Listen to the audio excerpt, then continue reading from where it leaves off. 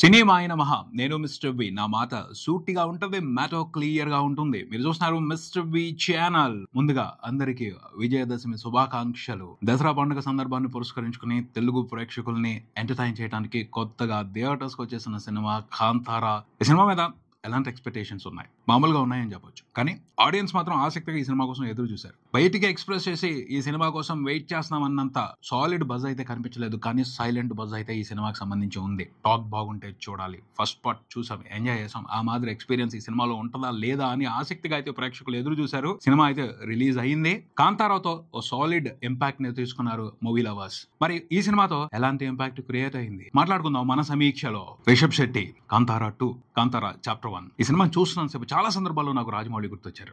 ఎందుకంటే ఆయన మొదలు పెట్టారు, ఆయన చూపించారు ఒక దారి, ఆయన తెరిచారు డోర్స్. అనవసరమైన బౌండరీస్ పెట్టుకోవద్దు సినిమా తీయడానికి సంబంధించి. మనసుకు నచ్చినట్టు ఆలోచించండి, మీ ఇమాజినేషన్ కి రెక్కలు తొడగండి, అద్భుతాలు క్రియేట్ చేయండి, అద్భుతమైన ఎంటర్టైన్మెంట్ ఇవ్వండి ఆడియన్స్ కి అని అదే కనిపించింది. నిజంగా కాంతారా చాప్టర్ 1 ఈ సినిమాతో రిషబ్ శెట్టి చేసింది చాలా పెద్ద సాహసం. రిస్క్ అయితే కాదు, ఒక సక్సెస్ఫుల్ సాహసం చేశాడని చెప్పాలి. అతను రిస్క్ తీసుకోలేదు. రిస్క్ అని ఎప్పుడు అనిపిస్తుందో తెలుసా? పర్ఫెక్షన్, క్లారిటీ లేనప్పుడు రిస్క్ చేస్తున్నావేమో అనిపిస్తుంది. ఇతను కంప్లీట్ పర్ఫెక్షన్ తో, అద్భుతమైన క్లారిటీతో ఈ సినిమాని తీశాడు. సినిమా మొదలైన దగ్గర నుంచి అయిపోయేంత వరకు ప్రతి అంశంలోనూ ఈ విషయం స్పష్టంగా కనపడుతుంది. అతను ఎంత క్లారిటీతో, ఎంత కాన్ఫిడెన్స్ తో ఈ సినిమాని తీశాడు అని. నాకైతే ఒక తెలియని ఆరాధనా భావం ఏర్పడింది రిషబ్ శెట్టి పైన. తను మామూలు క్రియేటర్ కాదు, జీనియస్, రేర్ గా కనిపించే క్రియేటర్. తనే కథ రాసుకుంటున్నాడు, తనే డైరెక్ట్ చేస్తున్నాడు, తనే యాక్ట్ చేస్తున్నాడు. చిన్న విషయాలు కాదు, వీటన్నిటిని అంత పర్ఫెక్ట్ గా హ్యాండిల్ చేయటం అనేది, అంత పర్ఫెక్ట్ గా వాటిని ఫాలో అవుతూ ఓ మంచి ప్రోడక్ట్ ని బయటికి తీసుకురావటం అనేది ఎంతో ప్రెషర్ ఉంటుంది. కానీ తను దాన్ని ప్రెషర్ గా ఫీల్ అవటం లేదు. ఇష్టపడి తనకు తెలిసిన పనిని, తనకు నచ్చిన పనిని చేసుకుంటూ వెళ్ళిపోతున్నాడు, ఎంజాయ్ చేస్తున్నాడు. అందుకనే మనం ఎవరం ఊహించని అద్భుతం కాంతారా సినిమా రూపంలో మనకి కనిపిస్తుంది. ఇంకొకటి కూడా అనిపిస్తుంది, అదేమిటి అంటే రిషబ్ శెట్టిని చూస్ చేసుకున్నాయి, కొన్ని కథలు చూస్ చేసుకున్నాయి, కొన్ని నేపథ్యాలు చూస్ చేసుకున్నాయి, కొన్ని ఇతిహాసాలు చూస్ చేసుకున్నాయి, కర్ణాటక చరిత్ర చూస్ చేసుకుంది. నువ్వు ఈ కథలు చెప్పాలి, ఈ సినిమాలు తీయాలి, ఇలాంటి అద్భుతాలు సృష్టించాలి అని అతన్ని ఎంచుకున్నారు. ఎంచుకోబడిన వ్యక్తి కాబట్టే ఇలాంటి మెస్మరైజింగ్ మాయలు చేస్తున్నాడు, ఎవరు ఊహించని అద్భుతాలు సృష్టిస్తున్నాడు. చాలా గర్వంగా అనిపించింది, చాలా చాలా గర్వంగా అనిపించింది. అతని వర్క్ సూపర్ గా ఉంది, ఎక్సలెంట్. అంతే, rare talent, rare personality, rare creator. Rishab Shetty చాలా బెంచ్ మార్కులు సెట్ చేస్తున్నాడు ఫిల్మ్ మేకింగ్ కి సంబంధించి, స్టోరీ టెల్లింగ్ కి సంబంధించి. రాబోయే తరాలకి ఇవన్నీ కూడా చాలా పెద్ద రిఫరెన్స్ లో అవుతాయి. రిషబ్ శెట్టి ఇంపాక్ట్ రాబోయే కొన్ని జనరేషన్స్ మీద గట్టిగా ఉంటది, అందులో అనుమానం లేదు. ఎందుకంటే హీఈస్ నార్మల్ ఫిల్మ్ మేకర్ కాదు, genius film maker. Rishab Shetty గురించి పొగుడుతా వెళ్తే చాలా టైం పట్టేస్తుంది, అంత గొప్పగా ఈ సినిమాని తీశాడు. నేను ఇంకా చెప్తాను, కాంతారా కంటే కూడా అద్భుతంగా తీశాడు. కాంతారాలో చాలా మిస్టేక్లు ఉన్నాయి, చాలా లో పాయింట్లు ఉన్నాయి, వీక్ వ్యవహారాలు ఉన్నాయి. ఈ సినిమాలో అవన్నీ చాలా తగ్గిపోయినాయి, వెరీ లిమిటెడ్ గా ఉన్నాయి. కాంతారా గురించి ఇప్పుడు ఎవరు మాట్లాడినా ఏం చెప్తారు? సినిమా ఫస్ట్ బాగుంటది, క్లైమాక్స్ అదురుబాటుగా ఉంటది, ఇదే ఎక్కువ మాట్లాడతారు. ఈ మిడిల్ పోర్షన్ గురించి ఎక్కువ డిస్కస్ చేయరు. ఆ మిడిల్ పోర్షన్ రెగ్యులర్ గా ఉంటది, ఒక రొటీన్ సినిమా లాగా ఉంటది. బట్ ఈ చాప్టర్ 1 లో అలాంటి వ్యవహారం లేదు. రెగ్యులర్ కథ కాదు, ఒక అద్భుతమైన కథ ఉంది, ఫ్యాంటాస్టిక్ నేపథ్యం ఉంది, బ్రహ్మాండమైన క్యారెక్టర్స్ ఉన్నాయి, సూపర్ డ్రామా ఉంది. వీటన్నిటిని ఆస్వాదిస్తాం, బ్రహ్మాండంగా ఆస్వాదిస్తాం. సినిమా మొదలైన దగ్గర నుంచి అయిపోయేంత వరకు రెగ్యులర్ ఇంటర్వెల్స్ లో సర్ప్రైజింగ్ మూమెంట్స్, సర్ప్రైజింగ్ ఎపిసోడ్స్ పడతానే ఉంటాయి. థ్రిల్ అవుతాం. స్టార్టింగ్ సూపర్ గా ఉంటది, వండర్ఫుల్ టేక్ ఆఫ్. మనకి కాంతారాలో చూపించిన ఓ పోర్షన్ దగ్గర నుంచే ఈ చాప్టర్ 1 లోకి తీసుకెళ్తారు, బ్యాక్ స్టోరీలోకి తీసుకెళ్తారు. ప్రీక్వెల్ కదా, అంతకు ముందు జరిగిన కథల్ని చెప్పుకుంటా వస్తున్నారు. ఒక అద్భుతమైన నేపథ్యాన్ని, ఒక అద్భుతమైన వాతావరణాన్ని, ఒక అద్భుతమైన ఇతిహాసాన్ని ఓపెన్ చేస్తారు. అది మొదలైన దగ్గర నుంచి కూడా గ్రిప్పింగ్ గా ఉంటది, ఇన్వాల్వ్ అయిపోయి చూస్తాం. మధ్య మధ్యలో కామెడీ కోసం, అంటే కొన్నిసార్లు అవసరం, కథ పండటం కోసం, సిచ్యువేషన్స్ పండటం కోసం స్టోరీని కొంత స్లోగా నడిపించాల్సి వస్తుంది. కొన్ని సందర్భాలు అలా డిమాండ్ చేస్తాయి. అదే ఫాలో అయ్యాడు తప్పించి ఎక్కడ కూడా సినిమాని స్లో చేయాలని ఆలోచించలేదు. ఏదైతే తను టార్గెట్ చేసి ఇక్కడ థ్రిల్ చేయాలి అని ఎపిసోడ్స్ పెట్టాడు, అలాంటి ఎపిసోడ్స్ అన్ని కూడా పేలాయి. ఫస్ట్ హాఫ్ చూసే అబ్బో పైసా వసూలు అయిపోయింది అనుకుంటాం, ఎందుకంటే అంత బ్రహ్మాండమైన ఇంటర్వల్ సీక్వెన్స్ కే సూపర్ హ్యాపీ సాటిస్ఫైడ్ అనుకుంటాం. బట్ ఇంటర్వల్ తర్వాత సెకండ్ హాఫ్ అంతా కూడా అంతకు మించి అన్నట్టే ఉంటుంది. ప్రతి విషయానికి సంబంధించి అంతకు మించి అనే అనిపించాడు.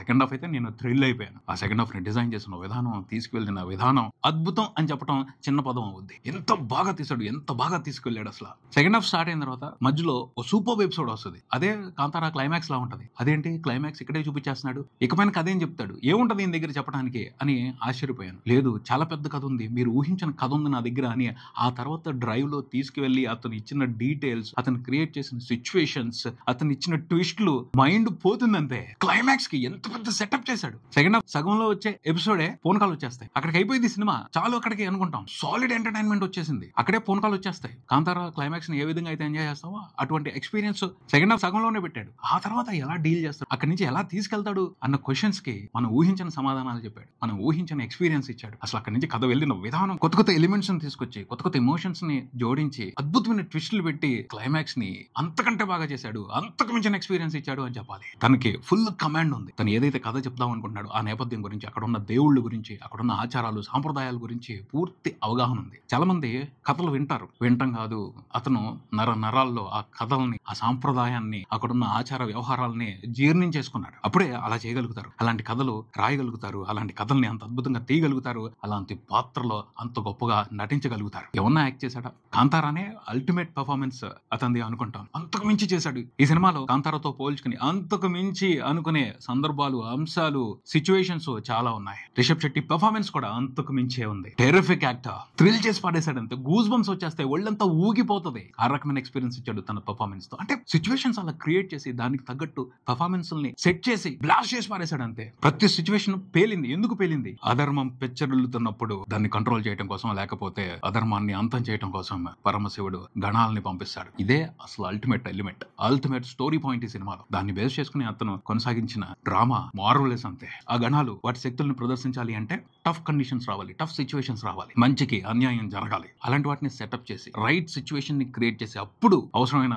మంచిని బయటికి తీయటం, దాంతో బ్లాస్ట్ చేయటం అద్భుతంగా క్రియేట్ చేశాడు. ప్రతి యాక్షన్ ఎపిసోడ్ కి, ప్రతి థ్రిల్లింగ్ ఎపిసోడ్ కి ఒక బ్యూటిఫుల్ లీడ్ ఉంటుంది. ఆ డ్రైవ్ ఎక్సలెంట్ గా ఉంటుంది. దాన్ని చాలా బాగా డిజైన్ చేసి దాంతో వండర్ఫుల్ గేమ్ ప్లే చేశారు. డైరెక్టర్ గా కూడా 100% మార్కులు వేయించుకుంటారు రిషబ్ శెట్టి. యాక్టర్ గా 100%, రైటర్ గా 100%, అన్నిటికీ 100% మార్కులు వేసేయాల్సిందే. ప్రొడక్షన్ డిజైనింగ్ ఏమన్నా ఉందా? తనకి ఎంత క్లారిటీ ఉంది అనేది మనం సినిమా చూసినప్పుడు ప్రతి విషయంలోనూ అర్థమవుతా ఉంటుంది. పీరియాడిక్ ఫిలిం పాతకాలంలో జరుగుతున్నది, అప్పుడు ఆ డీటెయిల్స్ ని ఎంత బాగా క్రియేట్ చేశారు. Production designing, costumes, art department, ఆ సెట్స్, విజువల్ ఎఫెక్ట్స్ అన్నిటిని పర్ఫెక్ట్ గా సెట్ చేశారు. మంచి నాలెడ్జ్ ఉంది, ఇన్ఫర్మేషన్ కావాల్సినంత ఉంది, దానికి తగ్గట్టు సరైన విషన్ ఉంది, దానికి తగ్గట్టు ప్రొడక్షన్ డిజైనింగ్ బాగా చేసి బ్యూటిఫుల్ డీటెయిల్స్ తో అద్భుతమైన మ్యాజిక్ ని క్రియేట్ చేశారు. ఇది అసలైన కల్ట్ ఫిల్మ్ మేకింగ్. రిషబ్ శెట్టిని ఎంత పొగిడినా తక్కువే అవుద్ది. He is genius film maker, genius creator. Rishab Shetty తనే డైరెక్టర్ కాబట్టి, తనే రైటర్ కాబట్టి తన క్యారెక్టర్ నే బాగా చేసుకున్నాడు అని అనుకోవడం పొరపాటు అవుద్ది. ఈ సినిమాలో మనని థ్రిల్ చేసి పారేసే క్యారెక్టర్స్ చాలా ఉంటాయి, సర్ప్రైజింగ్ ట్విస్ట్లు ఉన్నాయి క్యారెక్టర్స్ కి సంబంధించి. క్లైమాక్స్ అయితే అసలు